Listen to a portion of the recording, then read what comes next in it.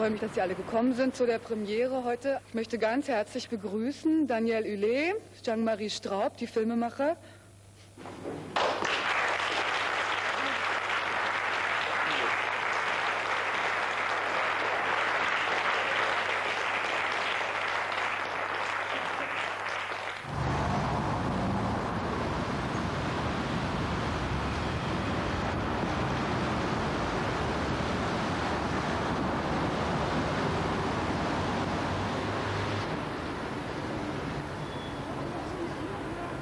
Ce qui m'a touché est le refus qu'ils ont d'une perte de la potentialité du langage cinématographique. C'est-à-dire que là, ils se battent contre quelque chose pour préserver, non pas par nostalgie, mais par conscience extrêmement aiguë, l'importance du cinématographe dans l'histoire de l'humanité, et que cette importance-là, elle est aussi grande que, par exemple, la découverte de la tragédie grecque. Parce que la tragédie grecque, ça s'est inventé. Les hommes ont inventé ça. Les hommes inventent une machine, n'en déplaise à Jean-Marie Straub d'ailleurs, qui s'appelle, je sais pas, les caméras, des moyens technologiques, pour mettre en cause une chose fondamentale qui est le problème du regard et de la parole. Straub hatte immer die Position, war so ein bisschen der liebe Gott. Ja? Wenn etwas gut fand, dann musste man auf jeden Fall darüber nachdenken, wenn man es nicht gut fand.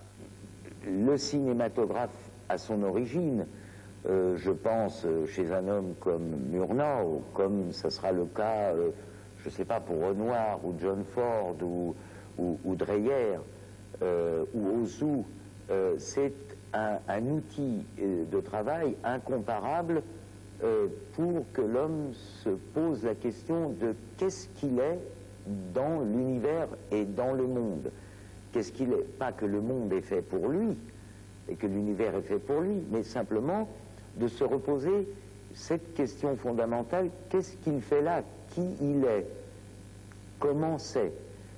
Eines, was mir wichtig ist, das ist, dass die Straub wirklich zurückgegangen sind auf die Kinematografie. Denn wenn es so etwas wie eine Seele des Films überhaupt gibt, dann ist das bestimmt nicht die Filmkunst, sondern dann ist das die Kinematografie. Das Einzigartige an der Kinematografie ist, dass sie in jeder Einstellung, in jeder Aufnahme, die ein Teil eines Films wird, etwas zu bewahren vermag, was ohne die Aufnahme da war und ist. Und die Kinematografie zeigt es nicht, sondern unendlich mehr, sie gibt es zu hören und zu sehen. Und das ist ein fundamentaler Unterschied. Und er ist von Bedeutung in einer menschlichen Gesellschaft, für die sich alles Wahrnehmbare und Sichtbare in Zeichen und in Signale verwandelt, so wie sich für den König Midas alles, was er berührte, in Gold verwandelt hat, auch das Brot. Il me semble que toute œuvre de Daniel Hület et Jean-Marie Straub sont des manifestes qui disent que l'art est un des outils de l'animal humain pour inscrire son humanité. L'art n'est pas un décor ou un en plus ou un superflu ou un luxe, c'est une nécessité fondamentale, un outil fondamental de l'édification de l'homme par lui-même. On a toujours l'impression qu'un film, c'est pour eux une façon d'inaugurer le monde. C'est pour ça que j'avais souhaité qu'on fasse ce petit dialogue devant lumière, parce qu'il y a un acte inaugural de filmer le monde qu'on retrouve chez eux. Et cet acte de filmer de façon inaugurale le monde qu'il y a chez eux, on a l'impression qu'ils filment le monde, que c'est la première fois que des gens filment le monde, on a l'impression que leur film est le premier film de l'histoire du cinéma, en même temps, c'est tellement fort chez eux qu'on a l'impression que le monde est inauguré par cette manière de filmer. Et là, de ce point de vue-là, c'est ça le strobisme. Il y a quelque chose de fondamentalement strobien. D'une certaine manière, la fameuse formule de Serge Danet, le tombeau pour l'œil, ça pourrait être ça aussi. C'est qu'après qu'ils aient filmé le monde, c'est pas facile de repasser derrière eux. C'est fait, comme si c'était fait une bonne fois pour toutes. Il y a quelque chose qui est de l'ordre effectivement du tombeau chez eux. C'est pas triste, hein, mais c'est quelque chose qui est... C'est ça qui est monumental chez eux. C'est ça l'acte monumental chez eux. Indépendamment du fait qu'ils aiment filmer les monuments, les sculptures, les statues, les sites archéologiques, le monumental chez eux réside dans cette façon, effectivement, de filmer à la fois pour la première fois et une bonne fois pour toutes. Moi, j'y trouve quelque chose de très proche de l'invention du cinéma, de la découverte du plan, de la découverte de la nature filmée par l'objectif pour la première fois, ce qu'on trouvait dans les films de Lumière ou de Griffith. Mais il est évident que c'est beaucoup plus compliqué que ça, puisque généralement, ce sont des plans qui sont provoquants dans leur durée, provoquants parfois dans leur immobilité, provoquants dans la scansion du texte, qui est souvent qui envahit les plans. Ein anderes ist, dass die Straub wirklich zurückgegangen sind auf die Sprache, das heißt auf die menschliche Sprache, dass sie die dichterische Sprache reinkarniert, wiederverkörpert, wiederverkörperlicht haben. Es gibt die Sprache, es gibt das Verstehen erst dadurch, dass etwas durch einen Körper hindurchgegangen ist. Damit sage ich etwas, was die Straub selber sagen. Es gibt das Erkennen nicht ohne das Sehen und es gibt keine Sprache ohne den Atem. Die Stimme als Körperbewegung, sagt die Fernsehansagerin in der Fernsehserie France Tour des Enfants von Godard. Die Stimme als eine Körperbewegung, die Stimme gegen die Macht der Sprache, gegen die Macht der Sprache. J'ai l'impression que y aurait trois cinéastes qui filment de la même manière. C'est une sorte de crête, comme ça, dans l'histoire du film, du cinéma. Ford, Bresson, Straub. Il y a une façon de filmer les corps qui est commune à Ford, Bresson et Straub, qui sont des corps d'acteurs, qui sont des corps statues, des corps rigides, ce qui ne veut pas dire des corps immobiles, qui sont des corps prêts à casser si le vent, et Dieu sait s'il y a du vent chez les Straub, d'ailleurs les Straub n'hésitent pas à l'enregistrer le vent. Mais et ces corps-là, dont on a tant ri parfois chez les Straub, c'est des corps qui sont au cinéma, autrefois, des corps qui ont une histoire. Chez Bresson, il y a dans ce film Pickpocket, par exemple, qui est un film fondé sur l'habilité des mains, j'ai envie de dire, la dextérité des mains, la souplesse des gestes. Les corps sont fondamentalement raides. Young Mr. Lincoln, Henry Fonda, dans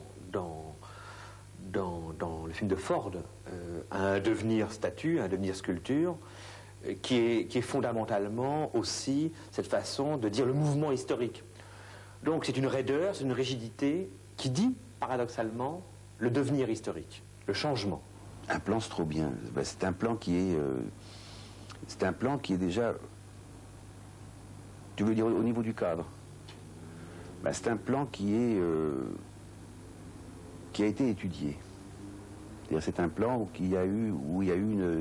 on sent, ou en tout cas on devrait sentir, que c'est pas par hasard qu'on filme ça quand même. Que tout ce qui est dans le plan, à l'intérieur du plan, que ce soit à droite, à gauche, en haut, en bas, a été mûrement réfléchi. Je veux dire qu'on a pu passer une heure à discuter de savoir s'il fallait couper à gauche la branche de l'arbre ou ne pas couper la branche de l'arbre. Un plan des Straub est un plan qui est lisible à chaque endroit de l'écran. C'est-à-dire que le lézard qui passe derrière un personnage, la pierre, l'air, le souffle, le brin d'herbe au bord d'une route, on arrive à le lire, c'est étonnant. On se dit, tiens, il y a un brin d'herbe qui s'est courbé.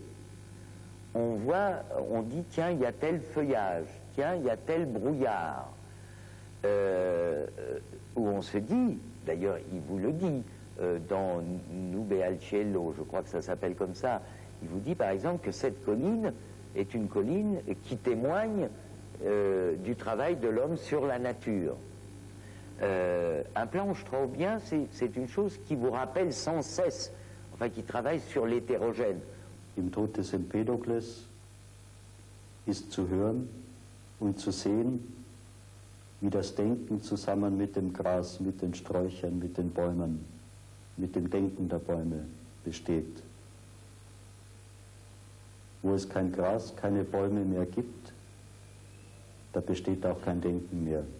Straub ist für mich einer der ganz wenigen Regisseure auf der Welt, Lebende und Tote, die ganz genau, wo man bei jedem Bild, das man sieht, spürt, dass er ganz genau weiß, was er tut.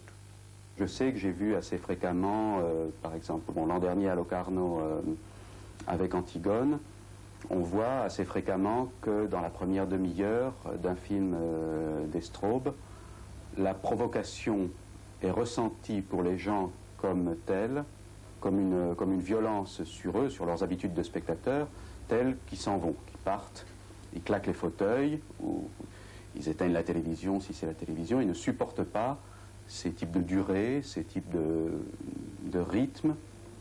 Ça ne les intéresse pas de voir, par exemple, que la nature, qu'on a le temps non seulement d'écouter un texte, mais de voir la nature quand c'est la nature. Enfin bon, je ne parle pas de Klassenverhältnisse ou à d'autres décors.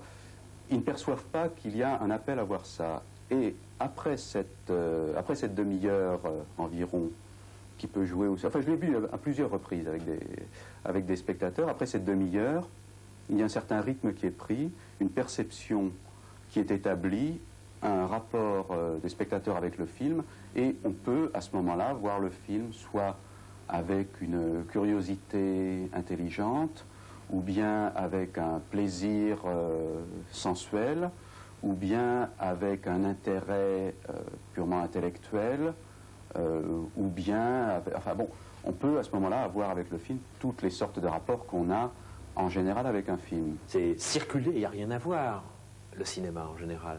Et les Straub disent, assister, il y a à voir dans le réel. Alors, bien sûr, pas par hasard qu'ils font Cézanne, hein, Cézanne qui allait jusqu'à parler du regard qui le brûlait, les yeux qui lui brûlaient lorsqu'il contemplait avec insistance la montagne Sainte-Victoire, pour qu'au terme d'un premier regard, celle-ci le regarde lui. Et c'est ça peut-être par quoi je conclurai, en disant que ce qui est straubien dans les films de Straub, c'est que les films vous regardent.